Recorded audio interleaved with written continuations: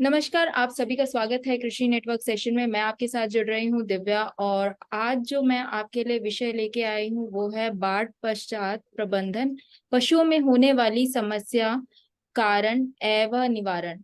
तो आज हम इसी के बारे में बात करेंगे, लेकिन इससे पहले हमारे साथ जुड़ रहे हैं स्पीकर जिनका नाम है डॉक्टर संजय कुमार मिश्रा जी, जो कि आज आपको इसी विषय के बारे में बताएंगे। लेकिन इससे पहले हम उनके बारे में जानेंगे। नमस्कार सर, आपका बहुत स्वागत है कृषि नेटवर्क सेशन में। धन्यवाद, बहुत बहुत धन्यवाद। जी सर, मैं आप डॉक्टर अपने संजय बारे कुमार में बताइए। मैं डॉक्टर संजय कुमार मिश्र, पशु चिकित्सा अधिकारी, मथुरा, उत्तर प्रदेश। पूर्व में मैं सहायक आचार्य गायनकोलॉजी, दुआसू, मथुरा, उत्तर प्रदेश रह चुका हूँ। वर्तमान में पशु चिकित्सा अधिकारी चौमुहा के पद पर कार्यरत हूँ। जी सर, आपका बहुत स्वागत है सर। पहला क्वेश्चन यही है कि पशुओं के संबंध में बाढ़ के दौरान व पश्चात किन किन बातों का विशेष रूप से ध्यान रखना चाहिए। जी, पशुओं के संदर्भ में बाढ़ के दौरान कुछ मुख्य बातों का ध्यान रखना चाहिए। जैसे बाढ़ के दौरान पशु को पर्याप्त स्वच्छ पेयजल उपलब्ध कराना चाहिए, क्योंकि यह पशु को कई बीमारियों से बचाएगा। पीने का पानी पशु को हाइड्रेटेड रखेगा और यह तापमान का नियंत्रण करेगा। पोषक तत्वों के अवशोषण, शरीर में अपशिष्ट तत्वों को हटाने के लिए यह अत्यंत महत्वपूर्ण है। बाढ़ के दौरान चारे की कमी हो जाती है, जैसा आप सबको पता है, क्योंकि फसलें पानी में डूब जाती हैं। पशुओं को पानी के साथ साथ संतुलित आहार भी देना चाहिए। आहार पशुओं को ऊर्जा और पोषक तत्व प्रदान करता है। किसी भी प्रकार की त्वरित कार्रवाई के लिए पशुओं में ऊर्जा की उपलब्धता बनी रहनी चाहिए। अधिकांशतः कच्चा चारा देना चाहिए, क्योंकि यह कच्चा चारा जो है पशु के शरीर में गर्मी उत्पन्न करता है और पशुओं को गर्म रखता है। फफूंद युक्त या दूषित आहार से हमेशा बचना चाहिए, क्योंकि यह विभिन्न स्वास्थ्य समस्याओं को जन्म देगा। गर्भित पशुओं का विशेष ध्यान रखना चाहिए। पशुओं को सूखे ऊंचे स्थानों में ले जाना चाहिए और अस्थायी आश्रय स्थल बनाना चाहिए। किसी भी चोट के लिए प्रत्येक पशु की स्वास्थ्य जांच की जानी चाहिए। जितना संभव हो सके भीड़ भाड़ से बचना चाहिए, एवं इससे बीमारियां एक पशु से दूसरे पशु को स्थानांतरित हो जाएंगी। अब आते हैं बाढ़ के पश्चात किन बातों पर विशेष ध्यान देना चाहिए। ये तो बाढ़ से पूर्व की बात थी, बाढ़ के दौरान जो स्थितियां थी। अब बाढ़ के पश्चात हमें किन बातों पर ध्यान रखना है। खराब अथवा गंदे पानी का शुद्धिकरण करना है। खराब पशु आहार सामग्री का उचित निस्तारण करना है। संतुलित पशु आहार की व्यवस्था रखनी है। मरे हुए पशुओं का के सब का समुचित निस्तारण करना है। मच्छर मक्खी आदि की रोकथाम के उपाय करने हैं। बाढ़ के कारण होने वाले रोगों की रोकथाम करनी है। टूटे हुए बिजली के तारों को ठीक कराना है। पशुओं को क्षतिग्रस्त आवासों की मरम्मत कराना है। सांप व अन्य विषैले कीड़ों से बचाव करना है अपने पशुओं का। सर मेरा दूसरा क्वेश्चन यही है कि बाढ़ के उपरांत पशुओं में क्या क्या समस्या हो सकती है। जी, बाढ़ के पश्चात पशुओं में अनेक बीमारियां होने की संभावना बनी रहती है। सबसे बड़ी समस्या तो पशु के चारे की होती है। खड़ी फसल एवं एकत्रित किया हुआ सूखा चारा पानी में डूब जाता है। पानी में डूबने या भीगने से जिस चारे में फफूंद लग चुका होता है, यानी फंगस लग चुका होता है, या सड़ा चारा पशुओं को खिलाने के लिए किसान को बाध्य होना पड़ता है, विवश होना पड़ता है, क्योंकि उसके पास दूसरा कोई अल्टरनेट नहीं होता है। साथ ही साथ बाढ़ के कारण जल भराव से मच्छरों, मक्खियों, कीड़े मकोड़ों इत्यादि के द्वारा पशुओं में अनेकानेक बीमारियों का प्रसार भी प्रारंभ हो जाता है। इसके अतिरिक्त जल भराव एवं सूखी जगह की कमी के कारण पशुओं के पैर अधिकांश समय कीचड़ में डूबे रहते हैं, जिससे हमेशा खड़े रहने के कारण भिन्न भिन्न प्रकार की बीमारियों की चपेट में हमारे पशु आ जाते हैं। जी सर, तो सर मेरा तीसरा क्वेश्चन यही है कि पशुओं में बाढ़ के पश्चात कौन कौन सी प्रमुख बीमारियां होने की संभावना होती है। पशु मालिक इनकी पहचान कैसे कर सकते हैं। बाढ़ के समय राहत शिविरों एवं ऊंची बाहरी स्थानों से पशुओं को तभी गांवों या घरों में लाना जाना चाहिए जब तक कि जमीन अच्छी तरह सूख न जाए। पशुओं के बाड़े में नीचे का फर्श पर ईंट, खड़ंजा या बालू का बिछावन अच्छा रहता है, जिससे जल निकासी की व्यवस्था हो जाती है। पशुओं को कभी भी सड़ा हुआ भूसा, पुआल, अनाज या कोई अन्य चारा नहीं खिलाना चाहिए, अन्यथा पेट, स्टमक, यकृत अर्थात लिवर, गुर्दे अर्थात किडनी की बीमारी हो सकती है। फफूंद लगा हुआ चारा या अनाज या कटा फटा अनाज बिल्कुल ही न खिलाएं, क्योंकि फफूंद जनित टॉक्सिन यकृत, गुर्दे, फेफड़ों एवं आंतों के लिए अत्यंत घातक सिद्ध होते हैं। डूबा हुआ चारा खिलाने से पहले कड़ी धूप में सुखा लें एवं सूंघ कर आश्वस्त हो लें, स्मेल लें, सूंघ कर आश्वस्त हो लें कि इसमें कोई फफूंद तो नहीं लगी है, तभी पशुओं को खिलाएं। और पशुओं को खिलाने से पहले एक सावधानी बरतनी है, यह चारा पहले 1 या 2 पशुओं को ही खिलाएं 2 से 3 दिन तक, और जांच लें कि इसमें किसी तरह की कोई समस्या नहीं है, तभी बाकी के अन्य पशुओं को खिलाएं। जहां तक संभव हो पशुओं के खड़े होने का स्थानों पर कीचड़ नहीं होना चाहिए। धूप तेज होने पर पशुओं को छायादार स्थानों पर बांधें, अधिक गर्मी से पशुओं में ज्यादा बीमारियां हो सकती हैं। पशुओं को ताजा पानी पीने के लिए दें, बाढ़ का जमा हुआ पानी कभी भी ना पिलाएं। मच्छरों, मक्खियों, कीड़ों, किलनी इत्यादि से बचाव के लिए कीटनाशक दवाएं, ब्लीचिंग पाउडर, चूना इत्यादि का नियमित छिड़काव एवं प्रतिदिन शाम को मच्छरों को भगाने के लिए नीम की पत्तियों का धुआं करना चाहिए। फिर भी यदि पशुओं में बीमारी के कोई लक्षण दिखाई दें तो तुरंत पशु चिकित्सक से संपर्क करें। पशुओं में बाढ़ के दौरान प्रमुख बीमारियां जो होती हैं उनमें लंगड़ा बुखार, black quarter, number 2 anthrax, number 3 दस्त या डायरिया, नंबर 4 टिटेनस या धनुष्टंकार रोग, नंबर 5 फुट रॉट अर्थात पैरों का सड़ना, नंबर 6 थनैला, नंबर 7 फैसियोलियोसिस लिवर फ्लूक यकृत कृमि, नंबर 8 सर्रा ट्रिपेनोसोमियोसिस, नंबर 10 लहूमूतना बेबोसियोसिस या रेड वाटर डिसीज भी इसको बोलते हैं। तो सबसे पहले हम लंगड़ा बुखार के बारे में बात करते हैं। लंगड़ा बुखार को ब्लैक क्वार्टर भी कहते हैं। यह गोवंशीय पशु विशेष रूप से जो 6 माह से 2 वर्ष के होते हैं उनमें यह बीमारी होती है। खासकर यहाँ जहां जहां जल जमाव की समस्या है, यह बीमारी गोवंशीय पशु के अतिरिक्त भेड़, बकरियों एवं सूकरों में भी पाई जाती है। अचानक लंगड़ापन, अत्यधिक तेज बुखार, जंघाओं एवं कंधों को की भारी मांसपेशियों, छाती, पीठ, गले इत्यादि प्रभावित होते हैं। अतः लक्षण दिखाई देते ही पशु चिकित्सक से तुरंत संपर्क करना चाहिए। इस बीमारी से बचाव के लिए ब्लैक क्वार्टर का टीकाकरण मानसून से पूर्व यानी वर्षा ऋतु से पूर्व में ही करवा लेना चाहिए। दूसरी बीमारी है एंथ्रेक्स। एंथ्रेक्स होने की संभावना बाढ़ प्रभावित क्षेत्रों में अधिक रहती है। इसमें पशुओं में अचानक बुखार आता है एवं बिना कोई समय दिए ही पशु की मृत्यु हो जाती है।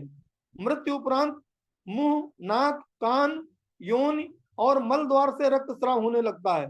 लेकिन इस रक्तस्राव की खासियत यह होती है कि रक्तस्राव होने पे रक्त का थक्का जमता है, परंतु एंथ्रेक्स बीमारी में रक्त का थक्का नहीं जमता। जो भी रक्त नेचुरल ऑरिफिसेस से निकलता है उसमें थक्का नहीं जमता है।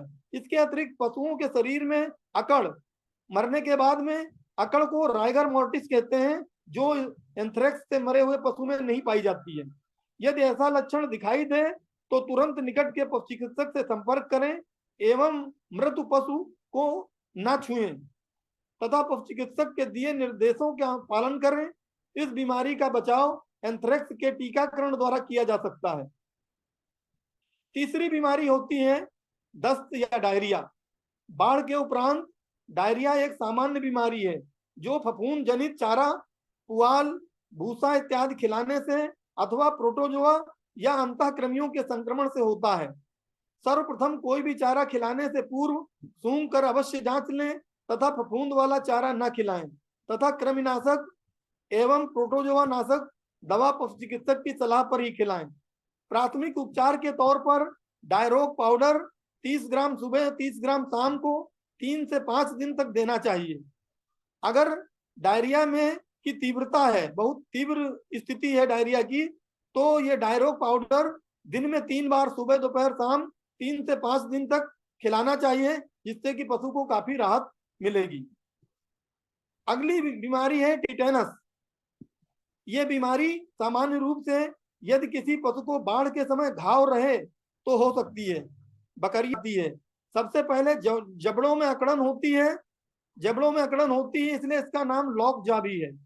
फिर उसका पूरा शरीर अकड़ जाता है, बिल्कुल वुडन हॉर्स की तरह हो जाता है, लकड़ी का घोड़ा जैसे होता है उस तरह की स्थिति बन जाती है।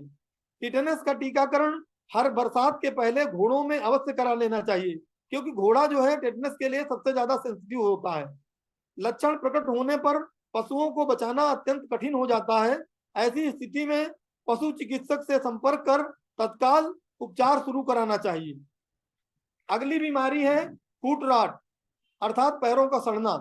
लगातार कीचड़, पानी इत्यादि के संपर्क में रहने पर गायों, भैंसों, बकरियों तथा भेड़ों के खुरों के बीच और ऊपर के चमड़े काफी मुलायम हो जाते हैं और इसमें स्पिरोफेरस नेक्रोफेरस बैक्टीरिया का संक्रमण हो जाता है। ऐसी स्थिति में खुरों में दर्द, भारी सूजन आ जाती है, उसमें मक्खियों द्वारा काटने से संक्रमण और उसमें लार्वा उत्पन्न होने से देखभाल की आवश्यकता होती है। पूर्ण इलाज के लिए पशु चिकित्सक से संपर्क किया जाना चाहिए। बचाव के लिए 4% कॉपर सल्फेट के घोल से यदि प्रतिदिन 2 से 3 बार बाढ़ के समय पैरों और खुरों को धोया जाए तो इस रोग से पशुओं में बचाव हो सकता है।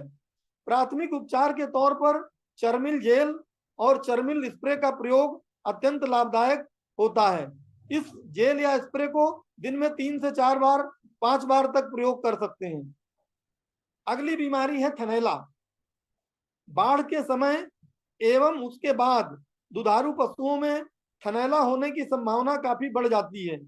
थनैला से बचने के लिए हल्के गुनगुने पानी के साथ हल्के साबुन से धुलाई करके ही दूध दुहें और दुहने के पूर्व हाथों को अच्छी तरह धोकर साफ कर लेना चाहिए। पशुओं को दुहने के उपरांत साफ सुथरी जगहों पर ही बांधें ताकि संक्रमण से बचाव हो सके। पशु चिकित्सालय से पोटेशियम परमैंगनेट लोशन जो 1:1000 के अनुपात में बनाया जाता है, उसकी कुछ बूंदे 1 लोटे पानी में डालकर दूध दोहन से पहले थनों को धो लें और दूध दोहन के पश्चात भी पोटेशियम परमैंगनेट के पानी से थनों को दूध दोहने के पश्चात भी धो लें, ताकि दूध भी सुरक्षित रहेगा और पशु भी थनैला की बीमारी से सुरक्षित रहेगा। प्राथमिक उपचार के तौर पर मैस्टिलेप क्रीम अथवा मैस्टिलेप स्प्रे का इस्तेमाल कर सकते हैं। मैस्टिलेप क्रीम जब पशुओं के थनों में दर्द नहीं होता है, बिना दर्द की सूजन होती है, ऐसी स्थिति में मैस्टिलेप जेल का प्रयोग करना है। और अगर पशुओं के शरीर में थन में दर्द होता है, पशु छूने नहीं देता है थन को, ऐसी स्थिति में स्प्रे का प्रयोग करना है। अगली बीमारी होती है फैसियोलियोसिस या लिवर फ्लू, जो फैसियोला हिपेटिका और फैसियोला जाइजेंटिका नामक फ्लू के कारण होती है। यह गायों, भैंसों, भेड़ों, बकरियों इत्यादि में बाढ़ के उपरांत लिवर फ्लू का संक्रमण बहुत ही अधिक हो जाता है। जल भराव के कारण घोंघों की संख्या बढ़ जाती है, जिसमें लिवर फ्लू के अंडे पनपते हैं और वो घावों को संक्रमित कर देते हैं, जिससे पशुओं में लिवर फ्लू फैल जाता है। अतः समय समय पर पशुओं को फ्लूकीसाइड दवा बाढ़ प्रभावित जगहों पर देकर पशुओं को इस संक्रमण से बचाया जा सकता है। अब फ्लूकीसाइड दवा देने के पश्चात फ्लूक तो खत्म हो जाते हैं, लेकिन जो लीवर का डैमेज होता है उसको कैसे कवर किया जाए? उसको कवर करने के लिए एक आयुर्वेदिक औषधि है यक्रिफिट। ये यक्रिफिट 50 ml सुबह, 50 ml शाम, कम से कम 5 से 10 दिन रोग की सामान्य अवस्था में एवं रोग की गंभीर अवस्था में 15 से 20 दिन तक 50 ml सुबह, 50 ml शाम यक्रिफिट पिलाएंगे। इससे काफी हद तक लिवर की क्षति को ठीक किया जा सकता है। अगला प्रश्न है अगली बीमारी है सर्रा। सर्रा के नाम से जानते हैं, वैसे इसका नाम जो होता है ट्रिपैनोसोमियासिस होता है। यह मक्खियों, मच्छरों, किलनी इत्यादि के प्रकोप से यह बीमारी फैलती है। रक्त में पाए जाने वाले प्रोटोजोआ से पशुओं में सर्रा होती है। इस बीमारी का टीका अभी तक उपलब्ध नहीं है। मच्छरों, मक्खियों, कलीली इत्यादि के नियंत्रण से सर्रा से बचाव संभव है। इस बीमारी के लक्षण बहुत ही जटिल होते हैं। शुरुआत में हल्का हल्का बुखार होता है, फिर तेज बुखार आता है, पशु पेशाब बार बार करता है, उसकी आंखों में लालिमा होती है, पिटिकियल हिमोरेज आंख में होते हैं। इसके अतिरिक्त पशु की जब बीमारी की लेट अवस्था में पहुंचता है तो पशु गोल गोल चक्कर काटने लगता है, इसलिए इसको चक्री रोग भी कहते हैं। इसकी पहचान, इनके लक्षणों की प्रारंभिक पहचान पशु चिकित्सक द्वारा ही की जा सकती है। भैंसों, गायों एवं घोड़ों में सर्रा बाढ़ प्रभावित क्षेत्रों में बहुत ही सामान्य बात है।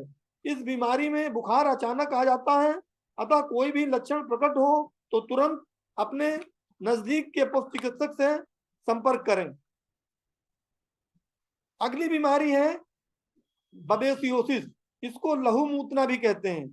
जैसा कि इसके नाम से स्पष्ट है, इस बीमारी में तेज बुखार के साथ लाल पेशाब आना शुरू हो जाता है एवं भूख में कमी आ जाती है तथा पशुओं में खून की कमी अर्थात एनीमिया हो जाती है।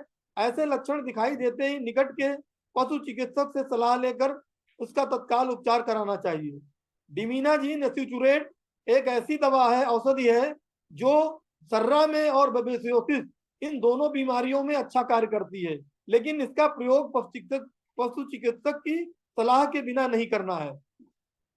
उपरोक्त सभी बीमारियों के अतिरिक्त पशुओं में सामान्य रूप से बाढ़ के समय या बाढ़ के बाद अंतःकृमियों का प्रकोप बढ़ जाता है। इसके लिए 3 माह के अंतराल पर कृमिनाशक औषधि सभी पशुओं को नियमित रूप से देते रहना चाहिए। जी सर मेरा जो चौथा क्वेश्चन, आप मेरे को ये चीज बताइए कि जो मेरा चौथा क्वेश्चन यही है कि मृत पशु के शव का निस्तारण कैसे करना चाहिए। बहुत अच्छा प्रश्न है और ये पशुपालकों को ये जानकारी होना बहुत आवश्यक है ताकि बीमारियों का नियंत्रण किया जा सके और महामारी बनने से बीमारी को रोका जा सके।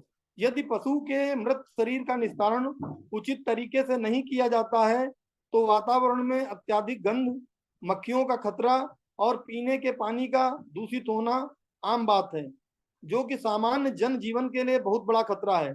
ना कि केवल पशुओं के लिए बल्कि मनुष्यों के लिए भी बहुत बड़ा खतरा है। जो जूनोटिक बीमारियां होती हैं, पशुजन्य बीमारियां होती हैं, वो मनुष्यों में भी हो सकती हैं। संक्रामक बीमारी से मरने वाले पशुओं के शवों का समुचित निस्तारण बीमारियों के प्रसार को रोकने में सबसे महत्वपूर्ण है। और एंथ्रेक्स जैसी बीमारी, एंथ्रेक्स भी एक जूनोटिक बीमारी है, एंथ्रेक्स जैसी बीमारी के मामले में तथा मानव संक्रमण को रोकने के लिए शवों को बहते पानी की एक धारा में या उसके पास कभी नहीं छोड़ना चाहिए, क्योंकि यह संक्रमण के बहने वाले बिंदुओं तक ले जाएगा। परिणाम स्वरूप बीमारी का प्रकोप चारों ओर फैल जाएगा। एक संक्रामक बीमारी से मरने वाले पशु को शेड में अधिक समय तक नहीं रहने देना चाहिए, क्योंकि कीड़े, कृंतक जानवर आदि उस तक पहुंच सकते हैं और बीमारी का प्रसार स्वस्थ पशुओं में भी कर सकते हैं। पशु के शव को दफनाने का तरीका शव के निस्तारण करने में सबसे अधिक उपयोग किया जाता है। शव को गहरे गड्ढे में मिट्टी से दफनाना एक सुरक्षित तरीका है, परंतु यह ध्यान रखना चाहिए कि आसपास के स्थानों पर जल निकासी न हो, नहीं तो जल के प्रदूषित होने का खतरा हमेशा बना रहेगा। गड्ढे की गहराई इतनी होनी चाहिए कि कीड़े अथवा जीवाणुओं को सतह पर के ऊपर ना आ सकें और मांसाहारी पशु शव को ना खोद सकें। शव को कभी भी जमीन पर नहीं खींचना चाहिए, इसे ट्रॉली में लादकर दफन स्थान तक ले जाना चाहिए। शव को वहां ले जाने से पूर्व दफनाने वाले गड्ढे को तैयार कर लेना चाहिए। गड्ढे को इतना खोदा जाना चाहिए कि शव का उच्चतम हिस्सा आसपास के इलाके के जल स्तर से कम 1.5 मीटर नीचे होना चाहिए। शव के आकार के आधार पर दफनाने वाले गड्ढे की चौड़ाई और लंबाई पर्याप्त होनी चाहिए। मरे हुए पशुओं के लिए उपयोग किया जाने वाला बिछावन, उसका मलमूत्र, उसके द्वारा खाने से बचा हुआ चारा और ऊपरी की 5 सेंटीमीटर मिट्टी जहां पर पशु मृत हुआ था, यदि फर्श पक्का नहीं है तो जो मिट्टी है 5 सेंटीमीटर वो भी खोद लेनी है और उसको भी शव के साथ दफनाना है। दफनाने के स्थान का चुनाव हमेशा आसपास के जल स्तर जमीन से कम 2.5 मीटर नीचे होना चाहिए। शव पर चूने का पाउडर डाला जाना चाहिए तथा मिट्टी और कुछ पत्थर या ईंटों के साथ शव को अच्छी तरह ढक देना चाहिए। जी सर, ये सर आपने बहुत अच्छा आंसर बोला है। सर मेरा लास्ट क्वेश्चन यही है कि पशुपालक किस तरह के उत्पादनों का प्रयोग होने वाली विभिन्न समस्याओं के प्रबंधन एवं बचाव के लिए अपने स्तर पर कर सकते हैं? अच्छा प्रश्न है पशुपालकों के लिए कि प्राथमिक उपचार पशु चिकित्सक से पहुंचने से पूर्व प्राथमिक उपचार अपने आप कैसे कर सकते हैं। जी यदि उससे कंट्रोल नहीं होता है तो पशु चिकित्सालय से संपर्क कर पशु चिकित्सक के द्वारा उपचार कराना है।